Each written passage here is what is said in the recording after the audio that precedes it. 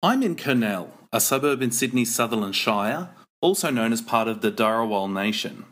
This is one of the many nations of the Indigenous Australian people who settled in Australia approximately 50,000 years ago. They were descendants of the first humans to migrate out of Africa via Asia, and they likely had excellent seafaring skills in order to cross the waters to the mainland, which is now submerged below the Timor Sea. The Dharawal people resourcefully used bark from local trees to construct canoes and were once in the waters behind me, fishing for their next meal. In 1770, Captain Cook sailed to this location on the Endeavour. 18 years later, 11 ships known as the First Fleet returned with approximately 1,500 people, half convicts and the other half crew and marines. The group also included about 40 children, many of whom were born at sea. They sailed for 36 weeks from the United Kingdom with orders to set up an offshore penal colony. Unfortunately, 48 people died on the journey. They found this area was unsuitable and sailed up to set up colony in the Gadigal Nation, 20 kilometres to the north, now commonly known as Sydney. The majority of the people on the First Fleet were British, but there were also African, North American and French convicts on board.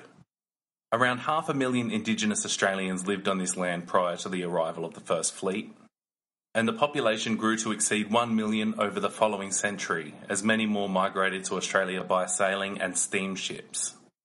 The spread of disease, however, killed many of the Indigenous Australians in the areas surrounding the colonies.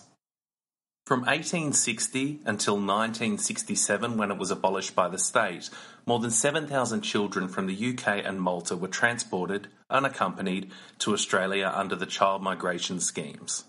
These children, now referred to as part of the forgotten Australians, came from workhouses or were found destitute and homeless in overcrowded cities and declining rural areas.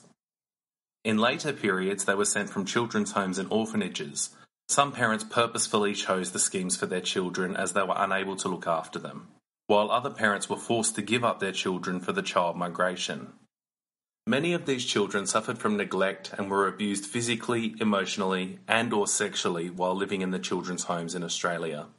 By 1967, Australia's population had reached over 12 million people. Between 1975 and 1981, after the Vietnam War had ended, 56 boats with over 2,000 people reached Australia in small river and fishing boats desperately fleeing post-war persecution in Vietnam. It's estimated that over 400,000 people died at sea attempting the same journey. Today, over 185,000 Vietnam-born people live in Australia. For the last decade, TV and social media sites have been keeping up to speed with the government talking about boat people.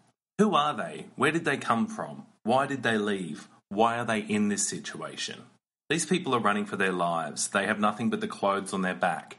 For many of the asylum seekers coming by boat from Afghanistan, Iran, Sri Lanka, Pakistan, and other countries were living under repressive regimes that are at war or in a post-war state due to recent conflict. For some, all avenues to gain asylum have been exhausted, and overcrowded refugee camps holding millions of people are limited by quotas set by countries receiving refugees.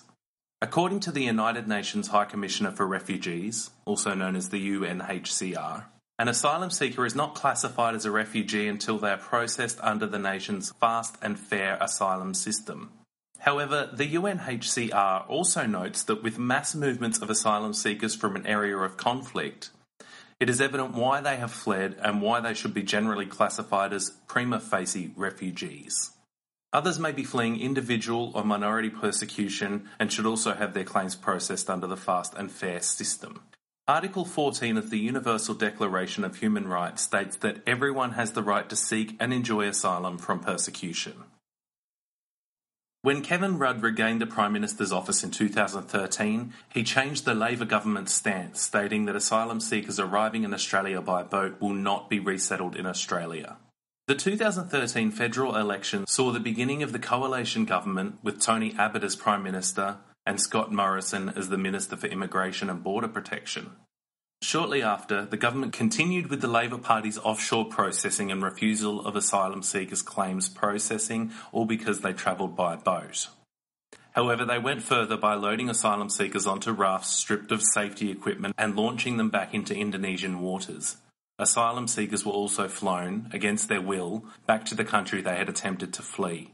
More recently, Sri Lankan asylum seekers were handed over to the Sri Lankan Navy at sea, while others have simply disappeared while a High Court case is being fought in an attempt to protect them.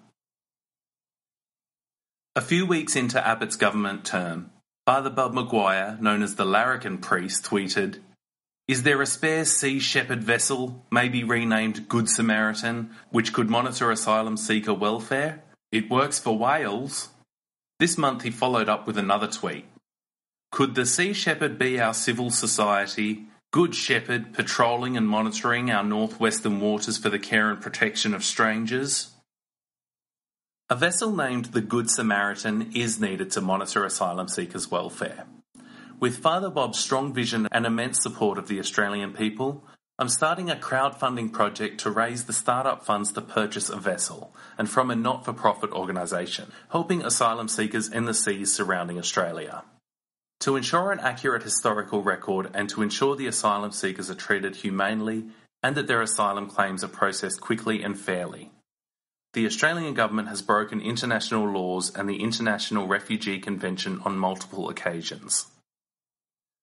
Under international law, our vessel should not be subject to any undue delay, financial burden, or other related difficulties after assisting persons at sea. Additionally, the Australian government should offer appropriate assistance. The survivors of distressing incidents will be provided with aid regardless of their nationality, status, or the circumstances in which they are found. Our vessel will be able to deliver persons retrieved in distress at sea to a place of safety. Asylum seekers will receive medical treatment on board our vessel. We'll avoid disembarkment of asylum seekers into territories in which the lives and freedoms of those alleging a well-founded fear of persecution would be threatened.